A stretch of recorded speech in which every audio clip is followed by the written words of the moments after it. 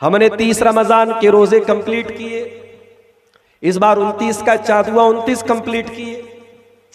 चाँद नजर आया, हमने दुआ पढ़ी, अल्लाहुम्मा अहिल्लहु अलैना बिल अम्नि वल ईमानी वस्सलामती वल इस्लामी रब्बी व रब्बुकल्लाह। चाँद देख करके भी हमने तौहीद का सबक दुनिया को दिया। हमने दुनिया को बताया हम चाँद देख करके ईद मना रहे, मगर चाँद की पूजा नहीं करते, हम चाँद की इबादत नहीं करते, हम चाँद को क्रिएटर नहीं मानते, हम चाँद को क्रिएशन मानते हैं। हम चाँद देख करके कह रहे हैं रब्बी व रब्बुकल्लाह, ऐ चाँद तेरा रब्बी अल्लाह है, मेरा रब्बी अल्लाह है। ईद का दिन आया, अपनी अपनी हैसियत के मुताबिक किसी ने नए कपड़े पहने, किसी ने पुराने पहने, किसी को नया कपड़ा नसीब हुआ उसने नया पहना, किसी को पुराने ही में ईद मनानी पड़ी उसने पुराने में ईद मनाई। साफ सुथरे कपड़े पहनकर, जूते चप्पल पहनकर हम ईदगाह की तरफ जा रहे हैं। ईदगाह में जाने के टाइम भी हमारी जबान पर कौन सा नगमा है, हम अपनी तारीफ नहीं कर रहे, अपने कपड़े की तारीफ नहीं कर रहे, अपने जूते की तारीफ नहीं कर रहे, हम ईदगाह में जाने के टाइम भी अल्लाह की तारीफ करके जा रहे हैं। अल्लाहु अकबर ला इलाहा इल्लल्लाह वल्लाहु अकबर वलिल्लाहिल हम्द। हम ईदगाह में पहुंच करके भी अल्लाह की तारीफ कर रहे हैं। अल्लाहु अकबर। 2 रकात नमाज पढ़ी हमने ईदगाह की के अंदर, ईद की नमाज, और सारी दुनिया को यह मैसेज दिया हम मुसलमान हैं, एक अल्लाह के आगे सर झुकाने वाले हैं। तुम जुल्म करते रहो, कभी सड़क पर नमाज का मसला निकाल लो, कभी हमारे ऊपर झूठे केस लगा दो, मजलूम और गरीब मुसलमानों की दुकानों और मकानों पर बुलडोजर चला दो, मगर अल्लाह की तौहीद की आवाज मुसलमान कभी नहीं छोड़ेगा। जब तक मुसलमान इस दुनिया में मौजूद है, एक अल्लाह की तौहीद की आवाज बाकी रहेगी, ला इलाहा इल्लल्लाह की आवाज बाकी रहेगी। हमने ईद की नमाज पढ़ के ये मैसेज दिया है दुनिया को मेरे साथियों। और मेरे पास वो वीडियो भी आया फलस्तीन की सरजमीन का, पीछे मकान टूटे पड़े हैं, बमों के धमाके की वजह से सारा मोहल्ला टूटा पड़ा है, सारे मकान टूटे पड़े हैं। रंगा वालों, आप तो ईद की चांद रात को अपने बच्चों के लिए चप्पल खरीद रहे थे। मेरी माओ बहनों, तुम तो अपने लिए बालों में लगाने वाली हेयर बैंड और हेयर क्लिप और कान में पहनने वाली ईयर रिंग और नाक में पहनने वाली नथनी और हाथों में पहनने वाली चूड़ियां और कंगन खरीद रही थी। और उधर फलस्तीन की सरजमीन पर, गाजा की सरजमीन पर वो छोटे छोटे बच्चों के चीथड़े उठा रहे थे वहां के बाबा।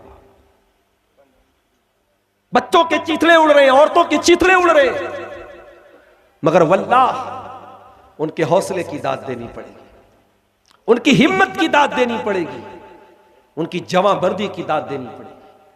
मकान टूट गए हैं, बच्चे मर चुके हैं, घर टूट चुका है, दिल नहीं टूटा, हौसला नहीं टूटा।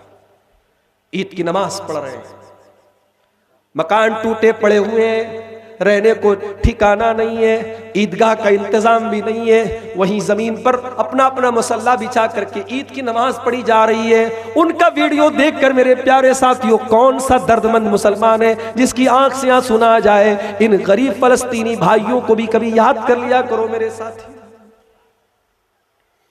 इस ईद की खुशी में उनको भी याद कर लो मेरे साथी।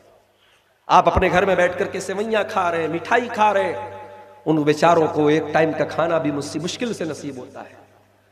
दुनिया के मुख्तलिफ फलाही इदारे, रफाही इदारे जब वहां पैकेट से लेकर के पहुंचते हैं, हवाई जहाज से, हेलीकॉप्टर से, छोटे छोटे बच्चे दौड़ पड़ते हैं, कई दिनों के बाद उनको खाना मिलता है।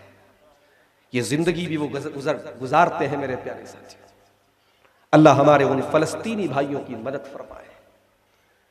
2 चीजें हमेशा अपनी जिंदगी में याद रखो मेरे साथी, जो मिला है उस पर अल्लाह का शुक्र अदा करते रहो, और जो नहीं मिला है अल्लाह से मांगते रहो। ये 2 काम करते रहोगे तो अल्लाह से जो ताल्लुक है, जो रिलेशन है, वो बना रहेगा। अल्लाह से अपना ताल्लुक मजबूत करना है, ये 2 काम शुरू कर दो। जो मिला है उस पर अल्लाह का कंटिन्यू शुक्र अदा करते रहो। अरे तुमको बहुत कुछ ऐसा मिला है जो दुनिया को नहीं मिला है। अगर आप अपने गुर्बत पर परेशान है कि साहब हम बड़े गरीब हैं, हमारा घर बड़ा छोटा मोटा है, हमारे घर में टाइल नहीं है, मार्बल नहीं है। अल्लाह का शुक्र अदा करो, दुनिया में करोड़ों लोग ऐसे जिनके पास घर ही नहीं है।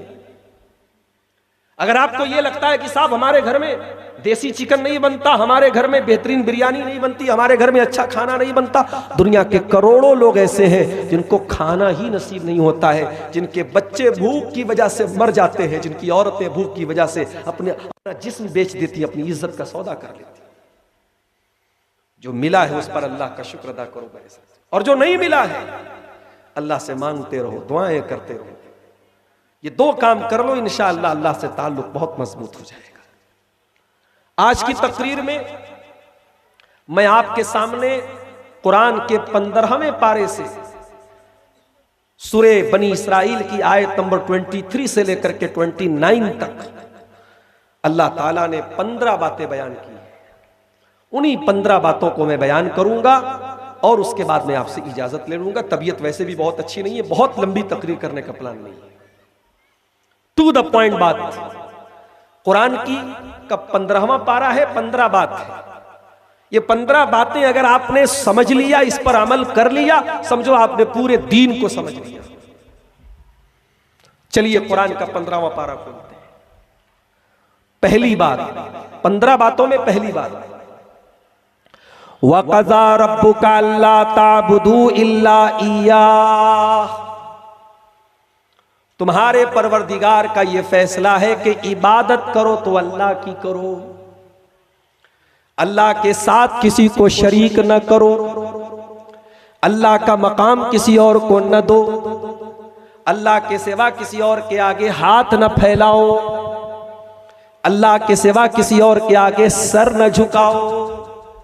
दुनिया का सबसे बड़ा पाप क्या है? यही शिर्क है।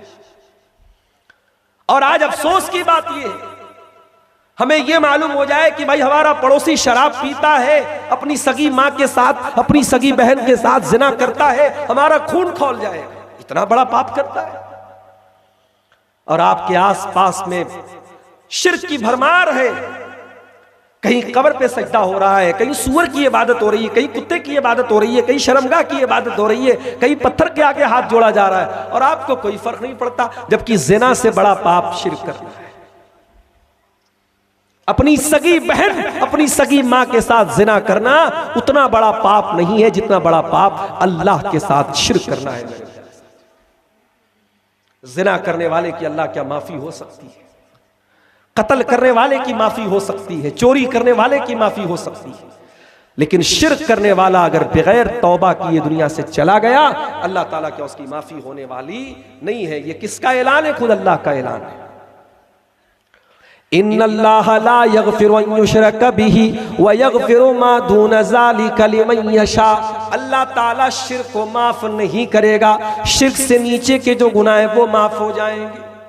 इन्नहु मन युशरिक बिल्लाहि फक़द हर्रमल्लाहु अलैहिल जन्नह व मअवाहुन नार व मा लिज़्ज़ालिमीन मिन अंसार। जो अल्लाह के साथ शिर्क करेगा और उसी हालत में मर जाएगा, अल्लाह ने जन्नत उसके ऊपर हराम कर दी, वो हमेशा जहन्नम में रहेगा और उसका कोई मददगार नहीं होगा। इतना बड़ा पाप है शिर्क करना। मुसलमानों, आज कितने करोड़ मुसलमान हैं जो तौहीद का मतलब भी नहीं जानते, शिर्क का मतलब भी नहीं जानते। आप पाकुड़ में रहते, शायद आपको बहुत चीजें ना मालूम। बर्दमान आप चले जाइए, कलकत्ता चले जाइए, पटना चले जाइए, दिल्ली चले जाइए, मुंबई चले जाइए, अजमेर चले जाइए, बरेली चले जाइए, हमारे यूपी में लखनऊ चले जाइए, फैजाबाद चले जाइए, आपको जगह जगह ऐसी जगह मिलेंगी जहां मुसलमान मौजूद है, टोपी लगाए हुए हैं, औरतें मौजूद है, नकाब पहने हुए हैं, मगर वहां कोई अल्लाह का नाम लेने वाला नहीं है, कोई अल्लाह की इबादत करने वाला नहीं है। उन कब्रों के ऊपर, उन मज़ारों के ऊपर जाकर के सजदा कर रहे हैं। जिस अमल पर अल्लाह के नबी ने लानत की है अपने इंतकाल के टाइम, जिस अमल के बारे में नबी ने इंतकाल के टाइम कहा, लानल्लाहुल यहूद वन नसारा इत्तखज़ू कुबूर अंबियाइहिम मसाजिद, अल्लाह की लानत हो यहूद और नसारा के ऊपर, उन्होंने अपने नबियों की कब्रों को के ऊपर सजदा करना शुरू कर दिया। इसीलिए तो शायर कहता है, करे गैर गरबुत की पूजा तो काफिर, कवाकिब में माने करिश्मा तो काफिर, झुके आग पर बहरे सजदा तो काफिर, जो ठहराए बेटा खुदा का तो काफिर, मगर मोमिनों पर कुशादा है राहें, परस्तिश करे शौक से जिसकी चाहे, नबी को जो चाहे खुदा कर दिखाए, इमामों का रुतबा नबी से बढ़ाए, मज़ारों पे जा जा के नजरें चढ़ाए, शहीदों से जा जा के मांगे दुआएं, न तौहीद में कुछ फर्क इससे आवे, न इस्लाम बिगड़े न ईमान जावे। ये है मुसलमान का। उसके बाद मुसलमान कहता, अल्लाह की मदद क्यों नहीं आ रही? अरे कमबख्त, तूने अल्लाह के साथ वफा ही कब की? तू गद्दार है, तू बेवफा है। तूने अल्लाह के साथ नमाज में वादा किया, इय्याका नअबुदु व इय्याका नस्तईन, आय अल्लाह मैं तेरी ही इबादत करता हूँ, मैं तुझी से मदद चाहता हूँ। नमाज पढ़ के निकला, तू नारा लगाता है या अली मुश्किल कुशा, तू नारा लगाता है या शेख अब्दुल कादिर जिलानी शैयन लिल्लाह, तू नारा लगाता है या खाजा गरीब नवाज, तू नारा लगाता है या गौसे आजम। तूने अल्लाह को अल्लाह कब समझा मेरे भाई? तूने तो अल्लाह को पावरलेस कर दिया, अल्लाह के पास कुछ नहीं बचा। अल्लाह ने सारा इख्तियार किसको दे दिया? वलियों को दे दिया। यह है सबसे बड़ा पाप, इसको अल्लाह ने सबसे पहले बयान किया। वक़ज़ा रब्बुका अल्ला ताबुदू इल्ला इय्याह, तुम्हारे रब का यह फैसला है, इबादत करो तो उसी की करो, उसकी इबादत में किसी को शरीक न करो। उसके बाद दूसरी चीज, व बिल वालिदैन इहसाना, और अपने वालिदैन के साथ, अपने माता पिता के साथ, अपनी माँ के साथ, अपने बाप के साथ हमेशा तू एहसान कर, भलाई कर, जबान से, हाथ से, माल से, पैसे से, हर तरीके से तू उनको खुश कर। अब देख रहे हैं आप, अल्लाह ने अपनी इबादत के फौरन बाद माँ बाप का जिक्र किया।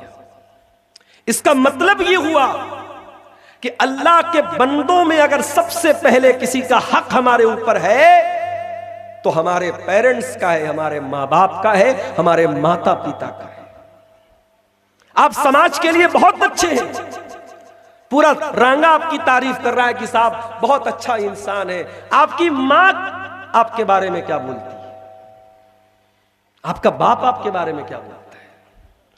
अब आप कहेंगे मौलाना साहब कभी कभी हम लोग गलत नहीं होते तब भी हमारे माँ बाप हमको बुरा भला बोलते हैं। तो भाई मैं ये नहीं कहता कि माँ बाप की हर बात सही होती है, माँ बाप भी गलत हो सकते हैं, मगर माँ बाप जैसा कोई नहीं हो सकता। माँ हो सकता है आपके साथ नाइंसाफी कर दे, बाप आपके साथ नाइंसाफी कर दे, मगर आप माँ के साथ कुछ भी कर ले, 9 महीना मां ने पेट में जो रखा है ना, उस मुसीबत का कोई बदला आप नहीं चुका सकते। एक आदमी अपनी बूढ़ी मां को अपने कंधे पर सवार करके खाने काबा का तवाफ कर रहा था और कह रहा था कि इन्नी लहा कल बईरिल मुजल्लली, कि मैं अपनी मां के लिए ऊंट बन गया हूं, मेरी मां मेरे ऊपर सवार होकर के तवाफ कर रही है। उसने हजरत उमर से कहा, ऐ उमर, आज मैंने अपनी पीठ को अपनी माँ की सवारी बना दिया, मेरी माँ ने मेरी पीठ पर बैठ करके खाने काबा का तवाफ कर लिया, उम्रा कर लिया, हज कर लिया। ऐ अमीरुल मोमिनीन, ऐसा लगता है कि आज मैंने अपनी माँ का हक अदा कर दिया।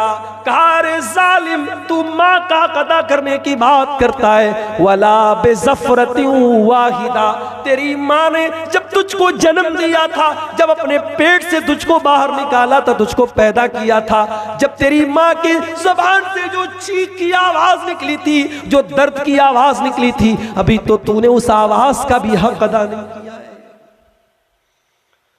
बड़ी संकट, बड़ी मुसीबतें झेलती है हमारी माएं हमारे लिए। हम खाना खा लें, मां भूखी रह जाती है। पैदा होने के बाद तो कितने दिन ऐसा होता है, बच्चा रात रात भर जागता है, रोता है, मां बेचारी अपनी नींद कुर्बान करती है। आप कर सकते हैं क्या? आज आप जवान है, बूढ़ी मां है घर में, उसको रात में खांसी आने लगे, 5 मिनट खांसी आ जाए, 10 मिनट खांसी आ जाए, आपका पारा चढ़ने लगेगा। आप जाकर के बोल देंगे मां तू कहीं और चली जा, क्यों? मेरी नींद खराब कर रही है। आप बोल देंगे ऐसा, मां कभी नहीं बोलती। बच्चा रात में 10 बार रोएगा, 10 बार मां बेचारी उठेगी, बच्चे के गीले बिस्तर को चेंज करेगी, बच्चे का पाखाना और पेशाब साफ करेगी, गीले बिस्तर पे खुद सो जाएगी, बच्चे को नहीं सोने देगी। अच्छा, मां की मोहब्बत तो सबको नजर आती है, बाप की मोहब्बत नजर नहीं आती। मां पेट में रखती है तो मां का ज्यादा नाम आता है, मां दूध पिलाती है तो मां का ज्यादा नाम आता है। अरे ये उंगली पकड़ के चलना किसने सिखाया? ये जो तेरे बदन में ताकत आई, ये जो समझदारी आई, ये अच्छे बुरे की तमीज आई, किसने सिखाई तुझे? तेरे बाप ने सिखाई। बाप का एहसान मेरे भाइयों कभी आप चुका नहीं सकते। जमाने की धूप में बाप आपके लिए साया बन के खड़ा रहता है। जिस बच्चे का बाप ना हो, कोई थप्पड़ लगा के चला जाता है, कोई मार के चला जाता है, दुनिया कहती है अरे ये तो यतीम है, इसका कोई बाप नहीं है। बाप का होना बहुत जरूरी है। बाप का साया अगर है तो दुआ करो अल्लाह बाप का साया सलामत रखे। बाप न हो तो बाप की जगह, मां की जगह कोई पूरी नहीं कर सकता मेरे साथ। मुझे याद है मैं जब बनारस में पढ़ रहा था जामिया सल्फिया में, तकरीर करने का शौक तो तब भी था, पढ़ाई के दौर से ही तकरीर का शौक था। तो बनारस में जब कहीं जलसा होता था, प्रोग्राम होता था, तो मेरे अब्बा जो थे वो जलसे के जो नाजिम होते थे उनसे अकेले में जाके मिलते थे कि मेरे बच्चे को 5 मिनट का टाइम दे। कहीं टाइम मिलता था, कहीं नहीं भी मिलता था। कभी कभी जलसे वाले बहुत भाव खाते थे, नहीं नहीं हम नहीं टाइम देंगे, हमारे यहाँ बहुत सारे मौलाना लोग आ रहे हैं, बड़ा प्रोग्राम है, हम आपके बच्चे को टाइम नहीं देंगे। लेकिन मेरे वालिद वो जाते थे और जलसे वालों से जाकर के बात करके टाइम लेते थे। और मुझे याद है आज भी, वो जमाना यूट्यूब का नहीं था। जब मैं तकरीर कर लेता था और उस जलसे की रिकॉर्डिंग होती थी, और उस जमाने में टेप रिकॉर्डर के कैसेट चलते थे, मेरे वालिद जाकर के पता करते थे कि कैसेट कहां मिलता है, और उस कैसेट को वो घर में ला करके टेप रिकॉर्डर में बार बार वो 5 मिनट की 10 मिनट की मेरी तकरीर को बार बार सुनते थे। मैं कभी मदरसे से आता, मैं देखता कि मेरे वालिद एक ही तकरीर को बार बार क्यों सुन रहे हैं। वो वालिद की मोहब्बत होती थी मेरे साथी। मैं जब जामिया सल्फिया बनारस में पढ़ता था, एक दौर मैंने वो भी देखा, घर में गुर्बत का माहौल था। कभी ऐसा भी हुआ, सुबह सवेरे उठा, नाश्ते में कुछ नहीं है, मां ने चाय बनाई, चाय के साथ एक रोटी भिगोई, चाय रोटी खाई, चल दिए मदरसे। हमारे माँ बाप हमें पढ़ाने के लिए, लिखाने के लिए, हमें तरक्की देने के लिए अपनी जिंदगी कुर्बान कर देते हैं मेरे साथी। जब हम तरक्की पर पहुंच जाएं तो कभी अपने माँ बाप को न भूले मेरे भाई। इस लायक बनो कि जब दुआ के लिए हाथ उठाओ तो जबान पर यह दुआ जरूर आए, रब्बिरहमहुमा कमा रब्बयानी सगीरा, परवरदिगार मेरे माँ बाप पर रहम फरमा, जिस तरीके से बचपन में उन्होंने मुझे पाला है। मैं फिर कह रहा हूं, जरूरी नहीं है कि मां की हर बात सही हो, बाप की हर फैसला सही हो। उनके फैसलों से इख्तिलाफ कर सकते हैं अदब के साथ, तमीज के साथ, लेकिन आप उनकी खिदमत मत छोड़िए, उनका अदब मत छोड़िए, उनका ख्याल करना मत छोड़िए। आपकी वजह से उनकी आंखों में कभी आंसू ना आए, इस बात की जरूर कोशिश कीजिए मेरे साथी। कुरान कहता है वबिल वालिदैन इहसाना, अल्लाह का दूसरा हुक्म यह है अपने माता पिता के साथ तुम अच्छा सलूक करो। इम्मा यबलुगन्ना इंदकल किबर अहदुहुमा औ किलाहुमा फला तकुल लहुमा उफ्फिन वला तनहरहुमा।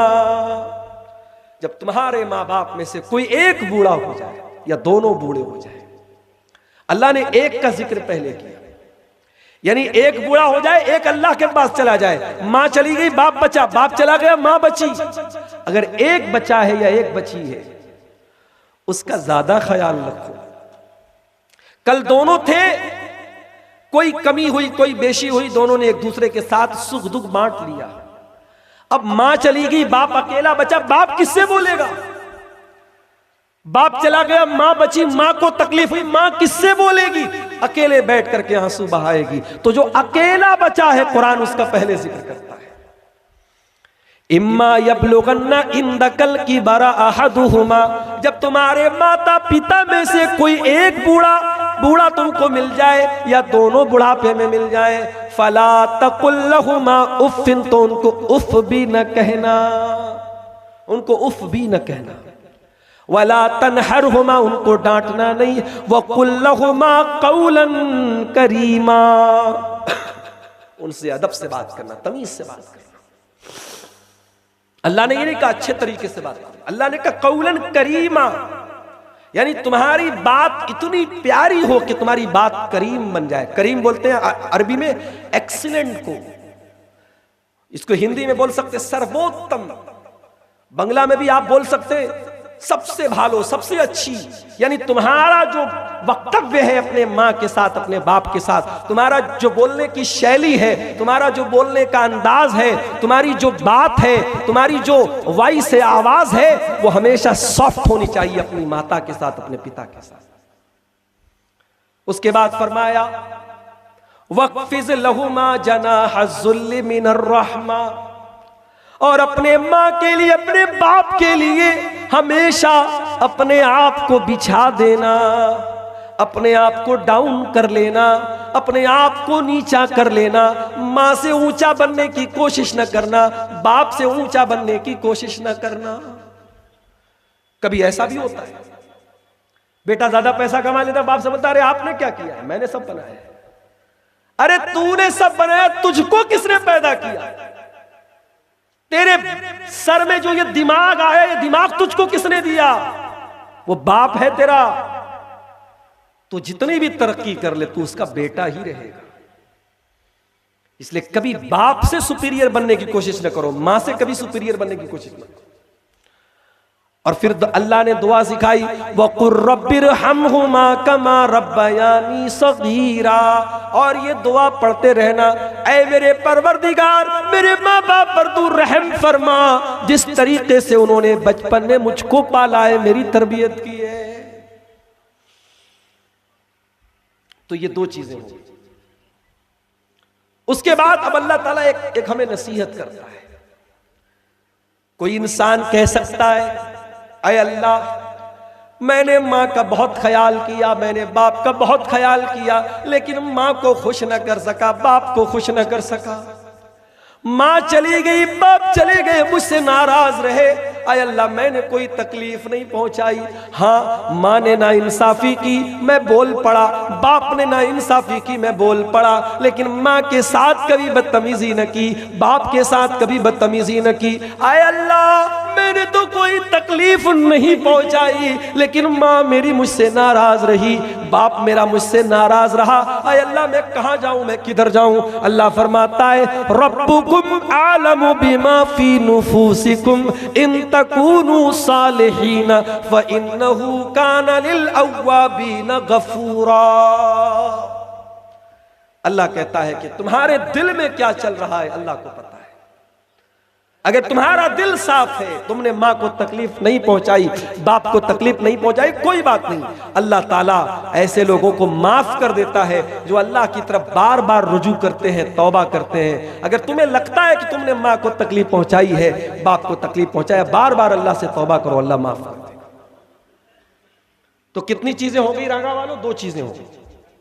अब आइए तीसरी चीज, व आतिज़ल कुर्बा हक़्क़हु वल मिस्कीन वब्नस सबील, रिश्तेदार को उसका हक दे दो, गरीबों को उनका हक दे दो, मुसाफिर को उसका हक दे दो। आपको अल्लाह ने दौलत से नवाजा, आपका कोई रिश्तेदार है बेचारा बहुत परेशान है, आप आला बिल्डिंग में रहते हैं, आपका वो गरीब दोस्त, गरीब रिश्तेदार छोटे से मकान में रहता है, मकान जर्जर हो चुका है, मकान गिरने वाला है, टूटने वाला है, वो आपके पास आता, हाजी साहब अल्लाह ने आपको बहुत नवाजा है, मैं आपके चाचा का बेटा लगता हूं, मैं फूफी का बेटा लगता हूं, मामा का बेटा लगता हूं, मैं आपका रिश्तेदार हूं।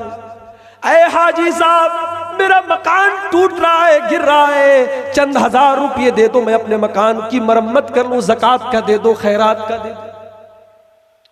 मगर आपका दिल इतना कठोर हो चुका है, आप कहते हैं नहीं नहीं मैं तो ज़कात दे चुका हूं, मैं मदरसों में ज़कात देता हूं, यतीमों को ज़कात देता हूं, मस्जिदों की मदद करता हूं, मगर मैं अपने रिश्तेदार को नहीं देता। याद रखो मेरे प्यारे साथियों, अगर ऐसा है तो ये बहुत गलत है। अपनी ज़कात और खैरात जब निकालिए, सबसे पहले अपने रिश्तेदारों में देखिए, और जो ज़रूरतमंद हो उसको ज़कात पहले दीजिए, उसको सदका पहले दीजिए। और मैं ये भी बता दूं, जरूरी नहीं है कि आप ज़कात की रकम बता करके दे, लो भाई ज़कात दे रहा हूं, जरूरतमंद है ले जाके दो, लो भाई कपड़ा ले लेना, बच्चों के लिए चप्पल ले लेना, ईद का त्योहार आ रहा है, बस ये कह के दे दो। आप ज़कात में उसको लिख लो, मगर सामने वाले को बताना नहीं कि ये ज़कात है, जरूरी नहीं है बताना। कुरान कहता अपने रिश्तेदारों को अपना माल दो। ज़कात ही की बात नहीं हो रही है, ऐसे भी अपने माल में से अपने रिश्तेदारों को दो, उनका हक है।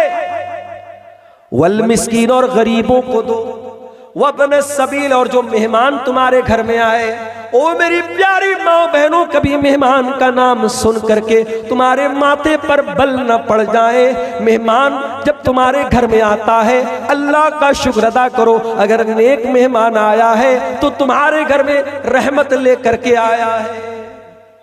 वो शायर का बड़ा मशहूर शेर है, अल्लाह मेरे रिस्क की बरकत न चली जाए, अल्लाह मेरे रिस्क की बरकत न चली जाए, 2 रोज से घर में कोई मेहमान नहीं है। जिस घर में मेहमान नहीं आते उस घर से बरकतें खत्म हो जाती है मेरे साथ। इसीलिए अल्लाह के प्यारे नबी फरमाते, मन काना युमिनु बिल्लाहि वल यौमिल आखिर फलयसिल रहिमा फलयुकरिम ज़ैफा। जो अल्लाह के ऊपर ईमान रखता है, क़यामत के दिन के ऊपर ईमान रखता है, वो अपने मेहमान के साथ अच्छा सलूक करे, मेहमान की इज्जत करे। एक मर्तबा अल्लाह के नबी के पास एक सहाबी आए, अय अल्लाह के नबी बहुत भूखा हूं, कुछ खाने को खिला दीजिए, खाना खिला दीजिए। नबी अकरम ने अपने घर में पूछवाया, कुछ खाने को है? घर से जवाब आया कुछ नहीं। 9 बीवियां थी, 9 की 9 से जवाब आया, अरे अल्लाह के नबी आज खाने को कुछ नहीं। नबी का घर है, खाने को कुछ नहीं। नबी अकरम ने सहाबा से कहा, मैं युज़य्यिफ़ुनी मैं युज़य्यिफ़ु हाज़ल लैल, मेरे इस मेहमान को आज कौन अपना मेहमान बनाएगा? अबू तलहा रज़ी अल्लाह तआला अन्हु खड़े हो गए, अय अल्लाह के नबी, मैं आपके मेहमान को अपना मेहमान बनाने को तैयार। घर में जाके पूछा भी नहीं कि सालन कितना बना है, रोटी कितनी बनी है, भात कितना बना है, खाना कितना बना है, कुछ नहीं पूछा, मेहमान को लेकर के पहुंच गए। बीवी से कहा कि रसूल का मेहमान लेके आया। बीवी ने कहा, ऐ मेरे सरताज, आज तो खाना बहुत कम है, हम लोगों के खाने पर भी नहीं, सिर्फ बच्चों के खाने पर का खाना। हाय हाय, दिल हो तो ऐसा हो, कलेजा हो तो ऐसा हो, जज्बा हो तो ऐसा हो।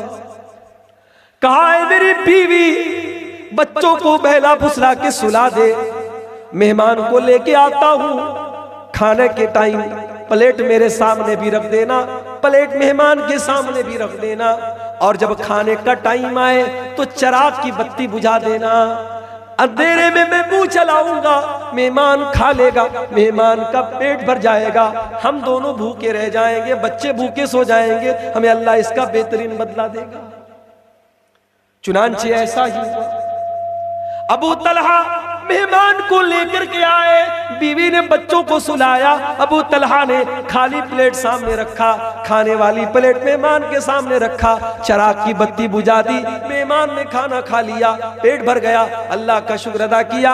सुबह हुई, हजरत अबू तलहा अल्लाह के नबी के पास आए। अल्लाह के नबी ने फरमाया, है अबू तलहा, तुम्हारे बीवी के अमल पर और तुम्हारे अमल पर अल्लाह ताला बहुत खुश हुआ है। और कुरान की आयत नाजिल हो गई, वयुतिरूना अला अनफुसिहिम वलौ कान बिहिम खसासा। मेरे नबी के सहाबा अपना हक कुर्बान करके दूसरों की मदद करते हैं। उनको अपनी हाजत होती है मगर अपनी हाजत को कुर्बान करके दूसरों की मदद करते हैं। ये जज्बा अपने अंदर पैदा कीजिए मेरे साथ। कभी कभी सवाल आता है, मौलवी साहब मेरा फला रिश्तेदार है, बहुत बदतमीजी करता है, क्या करूं, रिश्ता तोड़ दूं? मैं हमेशा यही जवाब देता हूं, आप अपनी तरफ से रिश्ता मत तोड़िए, आप अच्छा सलूक करते रहिए, निभाते रहिए, सामने वाले का दिल एक न एक दिन पसीजेगा मेरे प्यारे साथी। व आतिज़ल कुर्बा हक़्क़हु वल मिस्कीन वब्न सबील, रिश्तेदार को उसका हक दे दो, गरीबों को उसका हक दे दो, मेहमानों को उसका हक दे दो। ये हो गई तीसरी चीज। चौथी चीज, वला तुबज़्ज़िर तबज़ीरा, और ऐ मुसलमान तू फजूल खर्ची न किया कर, इन्नल मुबज़्ज़िरीन कानू इख़वान शयातीन, फजूल खर्ची करने वाले शैतान के भाई हैं। वकान शैतानु लिरब्बिही कफूरा, और शैतान अपने रब का बहुत बड़ा नाशुक्रा है। शैतान बहुत बड़ा नाशुक्रा है। अच्छा, फजूल खर्ची को अल्लाह ने शैतान करने वाले को शैतान का भाई क्यों कहा? तो शैतान क्या चाहता है? शैतान यही चाहता है कि आपका पैसा शराब पे खर्चा हो, आपका पैसा सिगरेट पर खर्चा हो, आपका पैसा गुटखे पर खर्चा हो। आपका शैतान कभी नहीं चाहता कि आपके बच्चे अच्छा कपड़ा पहने, अच्छा खाना खाएं, आपकी बीवी अच्छा कपड़ा पहने। अपने बीवी बच्चों पर खर्च करना, अपने ऊपर खर्च करना, यह फजूल खर्ची नहीं है। अल्लाह की राह में देना, मस्जिद में देना, मदरसे में देना, यह फजूल खर्ची नहीं है। हराम जगह पर 1 रुपया भी खर्च करना फजूल खर्ची है, याद रखिए। अल्लाह ने कहा फजूल खर्ची करने वाले शैतान के भाई। उसके बाद 5वीं चीज फरमाया, इम्मा तुरिज़न अन्हुम इब्तिगा रहमतिन मिर रब्बिका तरजूहा फकुल लहुम क़ौलन मैसूरा। और ऐ मेरे बंदे, तेरे घर में कोई साइल आया, कोई मांगने वाला आया, तेरे पास इतनी ताकत नहीं है कि तू उसकी मदद कर सके, तो उसको डांटना नहीं, उसको झिड़कना नहीं, उसको भगाना नहीं, उसको नरमी से कहना, भाई अभी मेरे पास नहीं है, कभी होगा मैं आपकी जरूर मदद करूंगा, उससे नरमी से पेश आना। फकुल लहुम क़ौलन मैसूरा, उससे अच्छे से बात कर। अल्लाह, माल देने का तरीका भी अल्लाह ने बताया है, और देने के लायक नहीं है तो मना कैसे करेंगे, मना करने का तरीका भी अल्लाह ने बता दिया।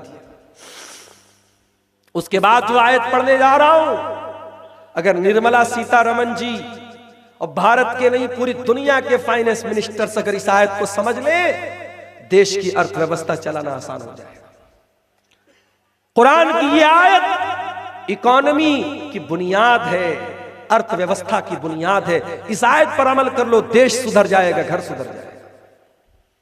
ये छठी चीज है, वला तजअल यदक मगलूलतन इला उनुकिका वला तबसुतहा कुल्लल बस्ति फतक़उद मलूमन महसूरा। अल्लाह ने फरमाया, अपने हाथ को अपनी गर्दन से लगा के न रख, अपने हाथ को अपनी गर्दन से बांध के मत रख, कंजूस न बन, बखील न बन। वला तबसुतहा कुल्लल बस्ती, और अपना पूरा हाथ मत फैला दे, वरना जलील होकर के थक हार के बैठना पड़ेगा।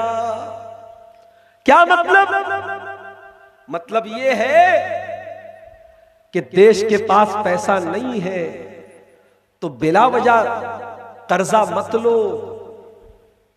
घर में पैसा नहीं है अपने शौक और जरूरतों को मुख्तसर करो, न तो कंजूस बनो और न ही लिमिट के बाहर खर्च करने वाले बनो। दरमियान का रास्ता अपनाओ, बीच का रास्ता अपनाओ। 1992 में हमारा भारत बहुत बड़े फाइनेंशियल क्राइसिस से गुजर रहा था। डॉक्टर मनमोहन सिंह जैसे इकोनॉमिस्ट ने अगर उस वक्त देश को ना संभाला होता तो लोग कहते हैं कि भारत कई सौ साल पीछे चला जाता। भारत का इतिहास हमेशा शुक्रिया अदा करेगा डॉक्टर मनमोहन सिंह का। उन्होंने ऐसे वक्त में देश की अर्थव्यवस्था को संभाला था जब देश बहुत ही नाजुक दौर से गुजर रहा था। मेरे भाइयों, अर्थव्यवस्था को संभालना है तो ये दो उसूल अल्लाह ने बताए, ना तो कंजूस बनो। आज हमारे भारत देश में हमारी मौजूदा सरकार, लोग सवाल नहीं करते, नेता सवाल नहीं करते, करना चाहिए कि हमारी सरकार शिक्षा पर कितना पैसा खर्च करे। अगर आप इंटरनेट पर जाकर के रिकॉर्ड देखेंगे, रिपोर्टें देखेंगे, तो भारत में दिन ब दिन शिक्षा पर जो खर्च होता था वो खर्च कम हो रहा है। इसलिए जो नई नस्ल पैदा हो रही है, जाहिल और अनपढ़ और अंधभक्त पैदा हो रही है, और मजहब का नशा लोगों के सर पे चढ़ के बोल रहा है। तो कुरान कहता है कि कंजूस भी मत बनो, बखील भी मत बनो। अब यहां पर एक सवाल पैदा हुआ, अय अल्लाह, मेरे गांव में एक हाजी साहब बहुत बड़े नमाजी हैं, उनका मकान बहुत छोटा है, बहुत कम पैसा कमाते हैं, और एक आदमी शराबी है, जानी है, चोर है और करोड़ों में खेल रहा है। अय अल्लाह, जिसको तू पैसा दे रहा है क्या तू उससे खुश है, और जो गरीब है तू उससे नाराज है? अल्लाह ने कहा नहीं, ऐसा नहीं। इन्ना रब्बका यबसुतुर रिज़्क़ लिमन यशाउ व यक़दिर इन्नहु काना बिइबादिही खबीरम बसीरा। अल्लाह ताला रोजी को जैसे चाहता है बांटता है, जिसके ऊपर चाहता है रोजी को तंग कर देता है, जिसके ऊपर चाहता है रोजी को कुशादा कर देता है। बड़े पढ़े लिखे, बड़े जीनियस लोग उतना पैसा नहीं कमा पाते, और बड़े अनपढ़ लोग, जाहिल लोग, गंवार लोग बड़ा बड़ा पैसा कमा लेते हैं। अल्लाह ज्यादा बेहतर जानता है अपने बंदों में से किसको क्या देना है। इसलिए रोजी रोटी की बुनियाद पर यह फैसला नहीं हो सकता कि अल्लाह इससे राजी है, इससे नाराज है। यह फैसला इंसान के अमल से होगा, इंसान के अकीदे से होगा, इंसान के ईमान से। तो कितनी चीजें हो गई? गालिबन 6 या 7 चीजें हो गई। आगे बढ़िए। नंबर 8, वला तक़तुलू औलादकुम खशियता इमलाक। और ऐ ईमान वालों, अपनी औलाद को फाका कशी के डर से कभी कत्ल न करना। नहनु नर्ज़ुकुहुम व इय्याकुम, हम तुमको भी रोजी देते हैं, तुम्हारी औलाद को भी रोजी देते हैं। इन्ना क़त्लहुम काना ख़ितअन कबीरा, औलाद का कत्ल बहुत बड़ा गुनाह है। आज औलाद कत्ल हो रही है कि नहीं हो रही है? आज भी हो रही है। 1400 साल पहले भी हो रही थी, आज भी हो रही थी। 1400 साल पहले भी इसीलिए हो रही थी, क्या खाएगी, आज भी इसी डर से कत्ल कर देते कि साहब कैसे खाए, क्या खाए। अरे तू थोड़ी खिलाता है, तेरी जो औलाद पैदा होती है उस औलाद को अगर तू ये समझता है कि तू खिलाता है तो कुरान का फैसला सुन ले। अल्लाह कह रहा है तुम्हें भी खिलाने वाले हम हैं और उन्हें भी खिलाने वाले हम हैं। औलाद का कत्ल बहुत बड़ा पाप है मेरे साथी। लेकिन हाँ, 5-5, 6-6 बच्चे पैदा कर लेना और उनको जमाने के रहमो करम पे छोड़ देना, ना पढ़ाई लिखाई पर तवज्जो, ना उनके खाने पीने पर तवज्जो, ना उनकी परवरिश पे तवज्जो। कोई इधर भाग रहा है, कोई चोर बन रहा है, कोई डाकू बन रहा है, लड़कियां इधर भाग रही हैं, लड़के उधर भाग रहे हैं। ऐसी औलाद, ज्यादा औलाद पैदा करना ये कोई फजीलत की बात नहीं। हदीस में आया है कि ज्यादा औलाद पैदा करो, ज्यादा बच्चा जनने वाली औरत से शादी करो, मैं फक्र करूंगा। उसका मतलब ये नहीं है कि आप बच्चों की परवरिश पैदा करके भूल जाएं और बच्चे खूब पैदा कर ले और बच्चों के हुकूक से आप काफिल हो जाएं। मैं कई ऐसे लोगों को जानता हूं, 8-8 बच्चियां हैं, जवान जवान बेटियां हैं, लड़कियां काम करती हैं तब घर चलता है। साहब बेचारे रात में घर लौटते हैं, खाली हाथ जाते हैं, खाली हाथ लौटते हैं। उनका काम बस बच्चे पैदा करना है। माफ करना मेरे साथ, ये मुनासिब बात नहीं है। बच्चे आपने पैदा किए हैं, वो आपकी जिम्मेदारी है। आप मेहनत करें, आप बच्चों पर तवज्जो दें, बच्चों की परवरिश पे तवज्जो दें, उनकी पढ़ाई पे तवज्जो दें। उसके बाद फरमाया वला तक़रबुज़्ज़िना इन्नहु काना फ़ाहिशतन व साअ सबीला। ये नवा हुक्म है कुरान का, ज़िना के करीब न जाना। इन्नहु काना फ़ाहिशतन, ये बड़ा गंदा काम है, व साअ सबीला, और बहुत बुरा रास्ता है। अल्लाह ने रास्ता कहा, रास्ता क्यों कहा? रास्ते में जाना भी होता है, आना भी होता है। ऐ जिना करने वाले, तू जिना के जिस रास्ते पे चल के जा रहा है, कल तेरे घर भी कोई चल के उसी रास्ते पर आएगा। तू दूसरों की इज्जत लूट रहा है, कल तेरी इज्जत कोई लूटेगा। जिना के करीब न जाओ। और एक बात बोलूं, इस दौर का सबसे बड़ा फितना ये शर्मगाह का फितना बनता चला जा रहा है। इतनी तेजी से आपकी नौजवान नस्ल जिना की तरफ रागिब हो रही है, आप सोच नहीं सकते। इंस्टाग्राम, फेसबुक, स्नैपचैट, व्हाट्सएप, ये सारे सोशल मीडिया के प्लेटफॉर्म इल्लीगल रिलेशनशिप, नाजायज ताल्लुकात को बनाने का एक बहुत बड़ा अड्डा बनते चले जा रहे हैं। वजह क्या है? इंटरनेट के जरिए परोसा जा रहा है, सेक्स को परोसा जा रहा है। इंटरनेट पर भरमार ऐसे कंटेंट की, इंस्टाग्राम पर कई कई करोड़ फॉलोवर हैं उन लड़कियों के जिनका काम सिर्फ अपने जिस्म की नुमाइश करना है। उनके इंस्टा के अकाउंट पर कोई कंटेंट नहीं है सिवाय गंदगी और उड़ियानी। वो औरत ऐसे तो दुनिया में नहीं आगी, उसका कोई माँ भी होगी, कोई बाप भी होगा, कोई भाई भी होगा, कोई परिवार भी होगा। उसका परिवार कहां चला गया?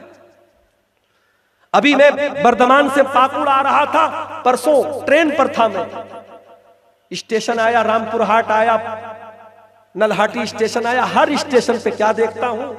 जवान लड़की है, शक्ल से लग रहा है मुसलमान लड़की है, न सर पे दुपट्टा है, न सीने पे दुपट्टा है, लिपस्टिक लगी है, पाउडर लगा है, सजी है, सवरी है, बाल खुला हुआ है, घूम रही है। क्या साहब, ईद का त्योहार है। ये हक तुझे किसने दिया कि तू त्योहार के नाम पे बेहयाई करे, बेपर्दगी करे? और अगर तू ये कर रही है तो तेरा बाप कहां है, तेरा भाई कहां है, तेरा शौहर कहां है? बेपर्दा नजर आई कल जो चंद बीबियां, अकबर जमी में गैरत कौमी से गड़ गया। पूछा जो उनसे आपका पर्दा वो क्या हुआ? कहने लगी कि अक्ल पे मर्दों के पड़ गया। जिस घर की लड़की बेपर्दा हो जाए, समझ जाओ उस घर के आदमी क्या है? बेगैरत है। बेगैरत समझते हो? जिसके अंदर शर्म ना हो, गैरत ना हो, जो चुल्लू भर पानी में डूब मरने के काबिल हो, जिसकी बहन बेटी गलत काम करे, गलत रास्ता अपनाए, उसको कोई फर्क नहीं। जिनाकारी को रोकने के लिए इस्लाम ने कितना प्रबंध किया, कितना इंतजाम किया। लड़का शादी के काबिल हो गया, लड़की जवान हो गई। कुरान कहता है वअनकिहुल अयामा मिनकुम वस्सालिहीन मिन इबादिकुम व इमाइकुम इन यकूनू फुकरा युगनिहिमुल्लाहु मिन फज़लिही। अपने लड़कों की लड़कियों की शादी करा दो। अगर वो गरीब भी होंगे, परेशान भी होंगे, अल्लाह अपने फजलो करम से मालदार कर देगा। अल्लाह मालदार कर देगा। नबी अकरम फरमाते या माशर शबाबी मन इस्तता मिनकुमुल बात फलयतज़व्वज। ऐ नौजवानों, जो शादी के काबिल है वो जल्दी से निकाह कर ले। फ़इन्नहु अग़ज़्ज़ु लिलबसर व अहसनु लिलफ़र्ज। इसलिए कि निकाह कर लेने से आंखें झुक जाती हैं और शर्मगाह की हिफाजत होती है। ये लड़के लड़कियां क्यों भाग के शादी कर रहे हैं? क्योंकि हमने हलाल के रास्ते बंद कर दिए। हमने निकाह को मुश्किल बना दिया। जहेज के नाम पे, बारात के नाम पे, तिलक के नाम पे, मेहंदी के नाम पे, हल्दी के नाम पे, मंगनी के नाम पे कितनी रस्में हैं शादी। बैंकों से लोन लेकर के, कर्जे लेकर के एक दिन की शादी पे करोड़ों रुपए खर्च किए जाते हैं। मेरे प्यारे साथियों, कुरान कह रहा है वला तक़रबुज़्ज़िना, जिना के करीब भी मत जाना।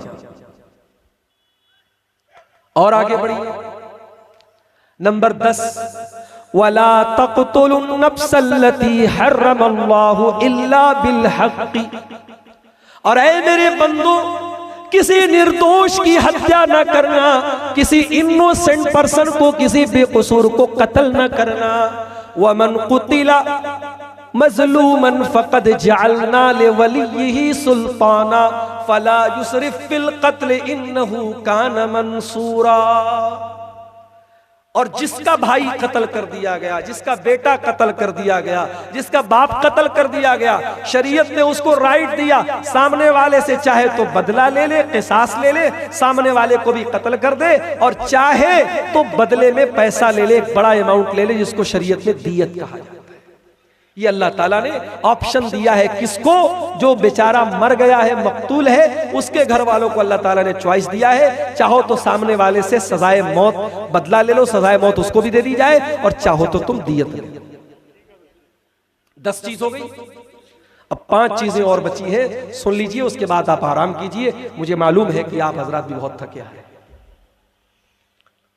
फरमाया वला तक़रबू मालल यतीमी इल्ला बिल्लती हिया अहसन। और यतीम के माल के करीब भी न जाना। कोई बच्चा यतीम है, बाप मर गया, बाप यतीम बच्चे के लिए जमीन छोड़ के गया, जायदाद छोड़ के गया, रुपया छोड़ के गया, खजाना छोड़ के गया।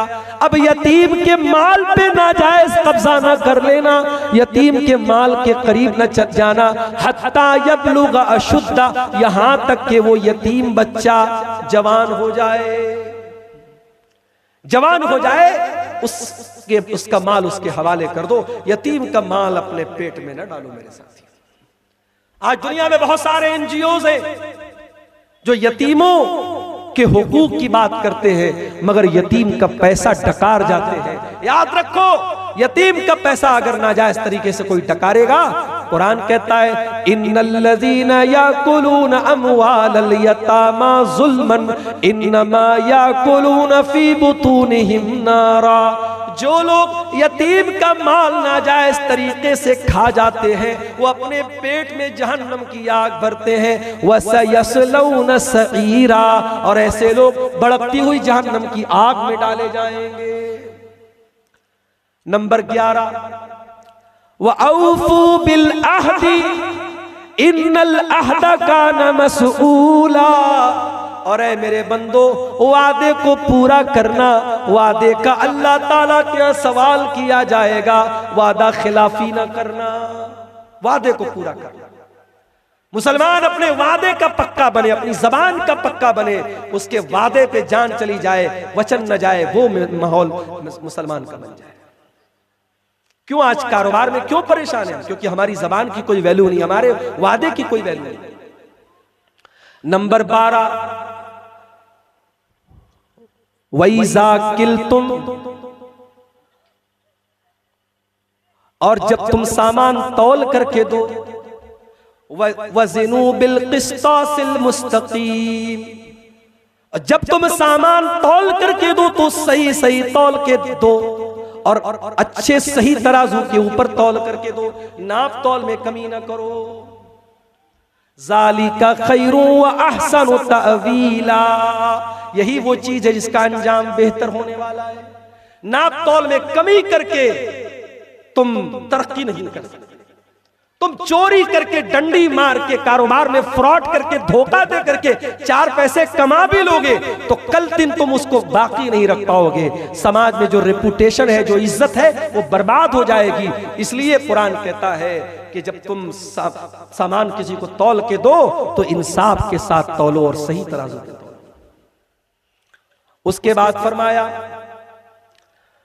कि ऐ मेरे बंदो, वला तक़फ़ु मा लैसा लक बिही इल्म।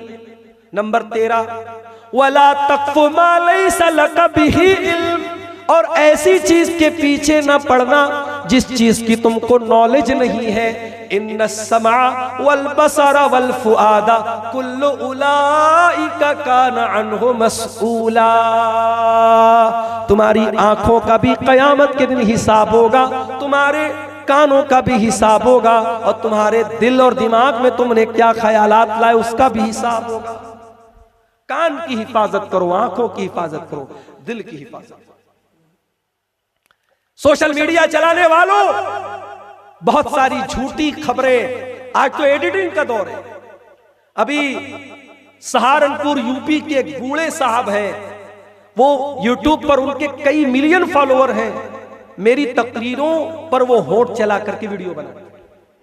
एक दिन इत्तेफाक से व्हाट्सएप पर मेरे पास मैसेज आया, मैंने कहा कि आप मेरी तकरीर, मेरी आवाज रहती है और आपका होंठ उस पर इस्तेमाल होता है। बोले हाँ मौलाना साहब, बहुत दिन से आपका नंबर लेना चाह रहा था और बहुत शुक्रिया आपका अदा करना चाहता हूँ, आपकी तकरीर से बहुत फायदा उठाता हूँ। यानी पूरा उनका चैनल आप उठा के देख ले, तकरीर मेरी है, आवाज मेरी है, चेहरा उनका है, होंठ उनका हिल रहा है और बहुत वायरल हो रहे हैं वो साहब। उनके कई मिलियन फॉलोअर हैं यूट्यूब के ऊपर। ये हो रहा है आज के दौर में। आवाज किसी की है, तस्वीर किसी की है। इतने फिल्टर आ रहे तस्वीर में, जवान को बूढ़ा बना दो, बूढ़े को जवान बना दो, आंखें खुली खुली आंखों को बंद आंखें बना दो। तो इस दौर में हमें बहुत होशियार रहने की जरूरत है। जिस चीज की जानकारी नहीं है, जिस चीज के बारे में कन्फर्म इल्म नहीं है, उस चीज के पीछे मत पड़ो। और दीन का इल्म जब लेने की बात आए तो हमेशा ऑथेंटिक और सही लोगों से दीन का इल्म हासिल। उसके बाद नंबर 14, वला तमशी फिल अर्दी मरहा इन्नका लन तखरिकल अर्द वलन तबलुगल जिबाल तूला। और ऐ मेरे बंदे, तू जमीन में अकड़ करके न चलना, तू गुरूर न करना, तू घमंड न करना। न तू जमीन को फाड़ सकता है, न पहाड़ के ऊपर तू चढ़ सकता है। ऐ इंसान, तू क्यों घमंड करता है, क्यों गुरूर करता है? ऐ इंसान, तू है क्या? अलम यकुन नुतफतम मिन मनिय्यिन युमना सुम्मा कान अलक़तन फखलक़ फसव्वा फजअल मिनहु ज़ौजैनि ज़कर वल उन्सा। ऐ इंसान, तू मनी का एक कतरा था, पानी का एक कतरा था, फिर अल्लाह ने माँ के पेट में तुझे खून का लोथड़ा बनाया, फिर तुझे जीता जागता इंसान बनाया, मेल बना दिया, फीमेल बना दिया, मुज़क्कर बना दिया, मुअन्नस बना दिया। दुनिया में तू जीता जागता इंसान बन गया। गुरूर मत करो, अपनी तख्लीक पर गौर करो, अपनी पैदाइश पर गौर करो, किस बात का तुम्हें गुरूर है? अलम नखलुकुम मिन माइन महीन, हमने तुम्हें एक हकीर पानी से पैदा किया। खलक़हू मिन तुराब, ऐ इंसान तू मिट्टी से पैदा किया गया है, तू गुरूर न कर, तू घमंड न कर। तो ये 14वीं चीज होगी। अब ये 14 चीजें बयान करने के बाद अल्लाह क्या कहता है? कुल्लु ज़ालिका काना सय्युहु इंदा रब्बिका मकरूहा। ये 14 चीजें मैं बयान कर रहा हूं, ऐ मेरे बंदो, इसमें से जो गलत बातें हैं, जो बुरी बातें हैं, वो तेरे रब के नजदीक नापसंदीदा है, उनसे तू बचना। जितनी चीजों से मैंने मना किया है उनसे तू बचता रहना। उसके बाद फरमाया ज़ालिका मिम्मा औहा इलैका रब्बुका मिनल हिकमा। ऐ नबी, ये हिकमत की बातें हैं जो अल्लाह आपके ऊपर वही के जरिए नाजिल कर रहा है। वला तजअल मअल्लाहि इलाहन आखर। और ऐ नबी और ऐ कुरान पढ़ने वाले, तू अल्लाह के साथ किसी और को माबूद न बनाना। फतुल्का फी जहन्नम मलूमम मदहूरा, वरना जलील होकर के जहन्नम में डाल दिया जाएगा। आखिरी बात भी शिर्क से मना किया गया। पहली बात भी यही थी, वक़ज़ा रब्बुका अल्ला ताबुदू इल्ला इय्याह, अल्लाह के अलावा किसी की इबादत मत करना। और 15वीं बात भी यही है, अल्लाह के साथ किसी और को शरीक मत करना। मैं फिर से रिपीट कर देता हूं, अपने रब की इबादत करना, वालिदैन के साथ अच्छा सलूक करना, रिश्तेदारों को, गरीबों को, यतीमों को देना, फजूल खर्ची ना करना। अगर किसी को नहीं दे सकते हो तो तमीज से, अदब से, आसानी से बात करके उसको टाल देना। कभी कंजूसी न करना, अपने हाथों को गर्दन से लगा के मत रखना और बिल्कुल हाथ फैला के इतना भी मत फैला देना कि तुम्हें जलील होकर बैठना पड़े, यानी बीच का रास्ता अपनाना। उसके बाद फरमाया कि औलाद को कत्ल मत करो। उसके बाद फरमाया ज़िना के करीब न जाओ। उसके बाद फरमाया किसी बेगुनाह को कत्ल न करो। उसके बाद फरमाया यतीम के माल के करीब न जाओ। उसके बाद फरमाया वादे को पूरा करो।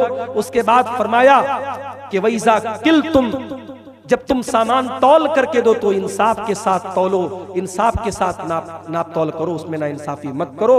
उसके बाद फरमाया कि किसी ऐसी चीज के पीछे मत पड़ो जिस चीज का तुम्हें इल्म नहीं है, और उसके बाद फरमाया कि जमीन में अकड़ करके मत चलो।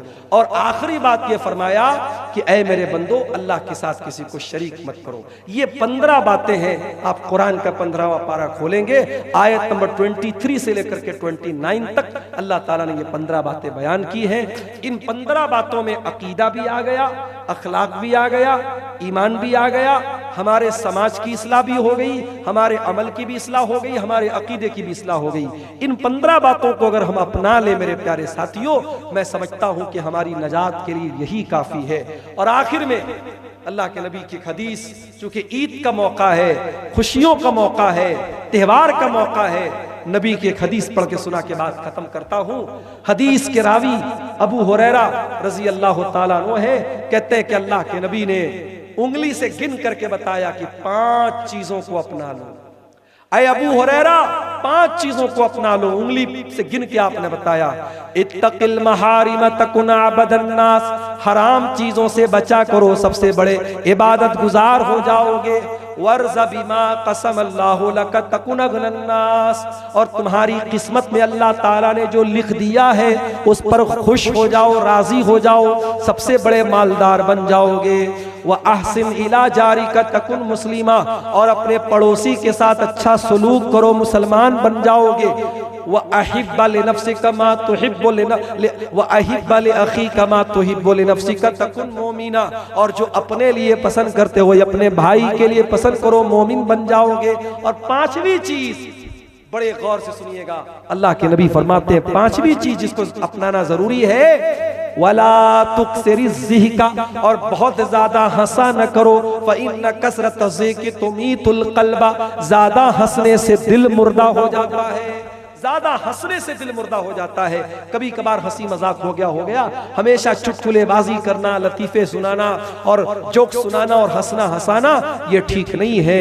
इंसान को सीरियस होना चाहिए, संजीदा होना चाहिए। तो मेरे अजीजों, मैंने 15 नसीहतें कुरान की बयान की और 5 बातें मैंने आपको अल्लाह के नबी की बयान की। इन 20 बातों पर अगर हम अमल कर लें, इंशाअल्लाह हमारी नजात के लिए काफी होगा।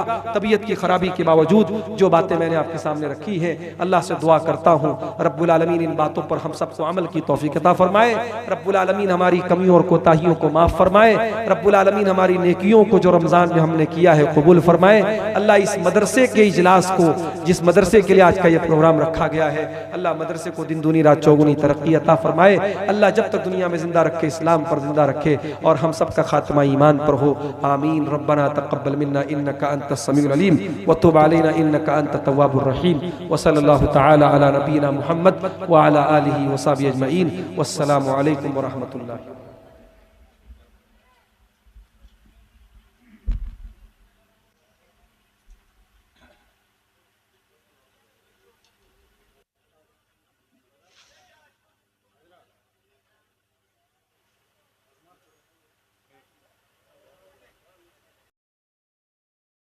है उन्हीं की सीरत तैयबा मेरी मुश्किलों का इलाज भी, है उन्हीं की सीरत तैयबा मेरी मुश्किलों का इलाज भी।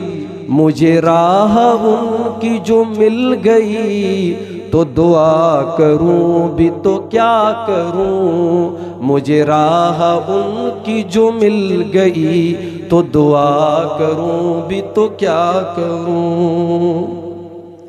मेरे रब ये करम ही तो है तेरा, तूने उनका उम्मती मुझे कर दिया। तेरा शुक्र रब्बे करीम जो मैं करूं तो कैसे अदा करूं।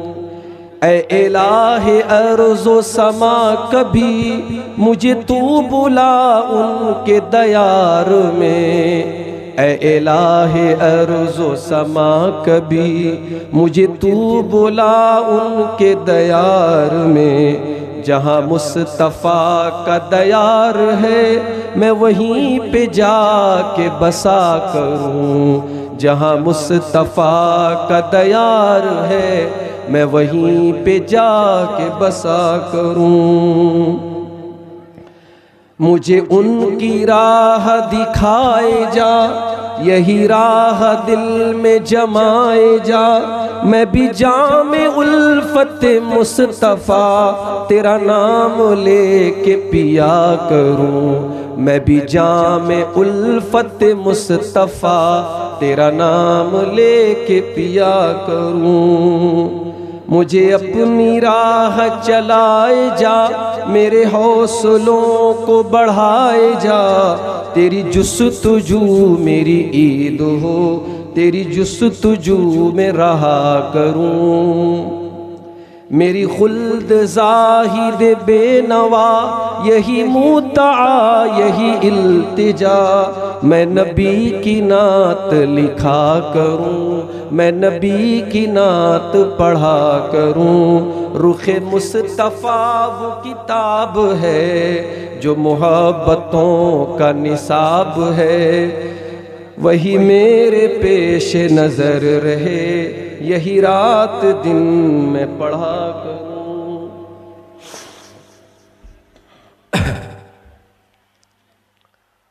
मोहतरम उलमाए किराम,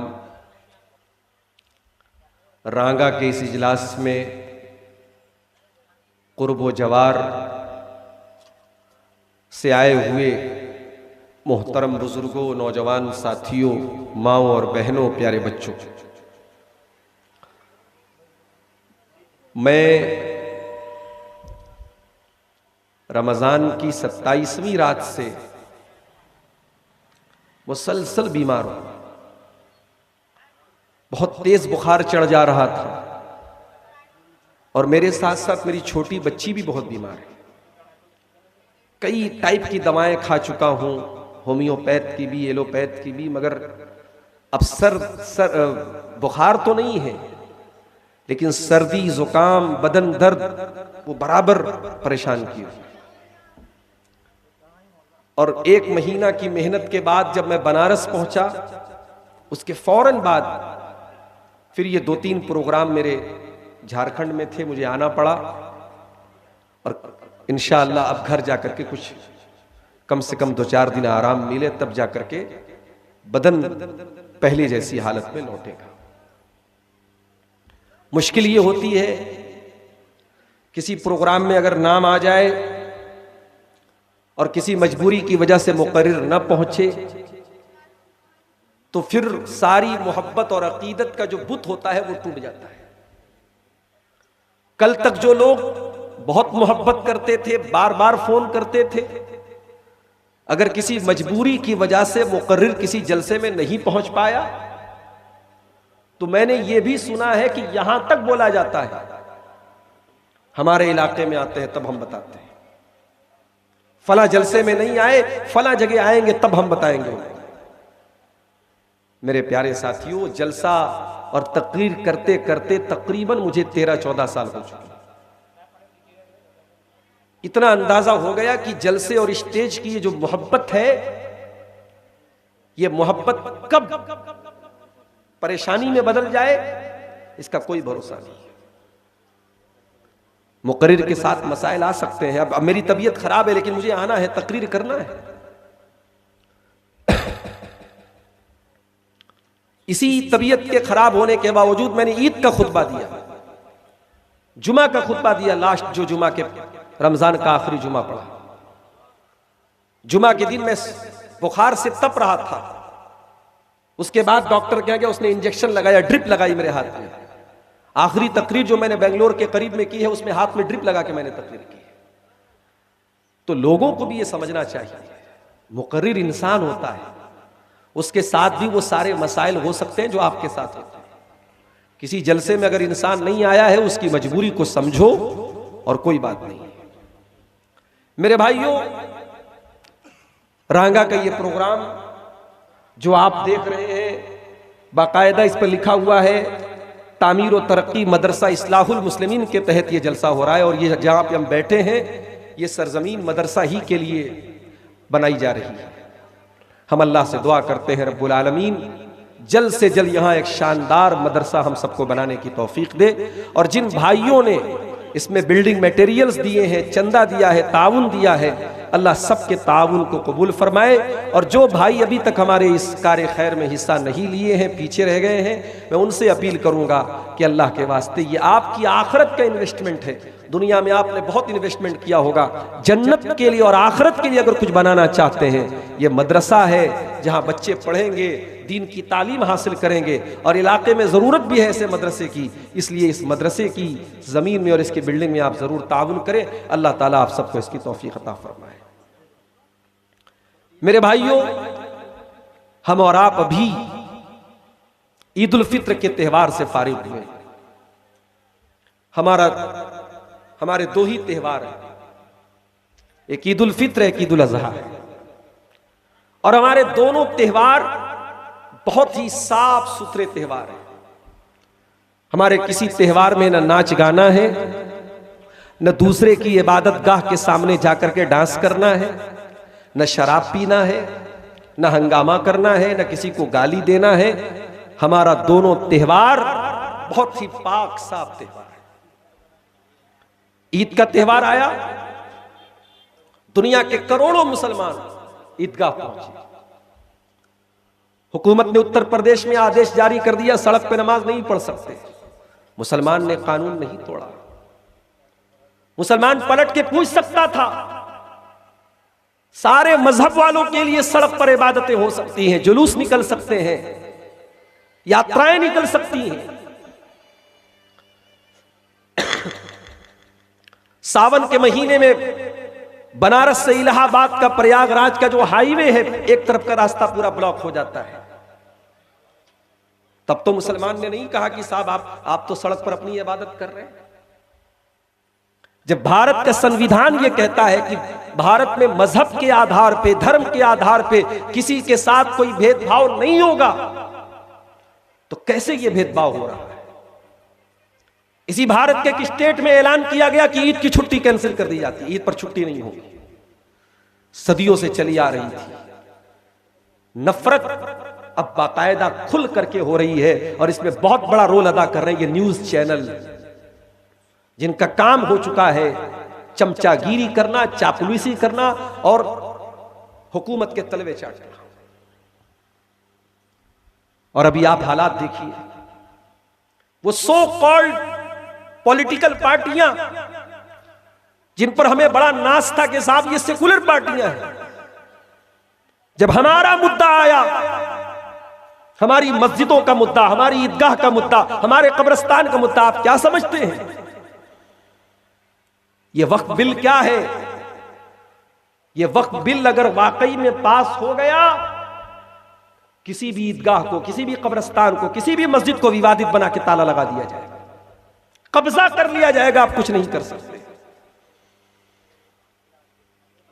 और हमारी वो सेकुलर पार्टियां, साहब नीतीश कुमार जी की पार्टी, और इसी तरीके से उधर आंध्रा में तेलुगु देशम पार्टी, और कौन कौन सी पार्टियां जो सेकुलर है, रमजान में टोपी लगा करके साहब इफ्तार में बैठते हैं, उन लोगों ने हमारे खिलाफ वोट किया है पार्लियामेंट के अंदर। मुसलमानों बहुत होशियार रहना पड़ेगा, अपने दोस्त और दुश्मन के बीच में फर्क करना पड़ेगा। इलेक्शन आने पर जो लोग आपसे वोट की भीख मांगने आते हैं, हुकूमत पाने के बाद किस तरीके से गिरगिट की तरह वो रंग बदलते हैं, ये मंजर भी आज पार्लियामेंट में आप देख लीजिए।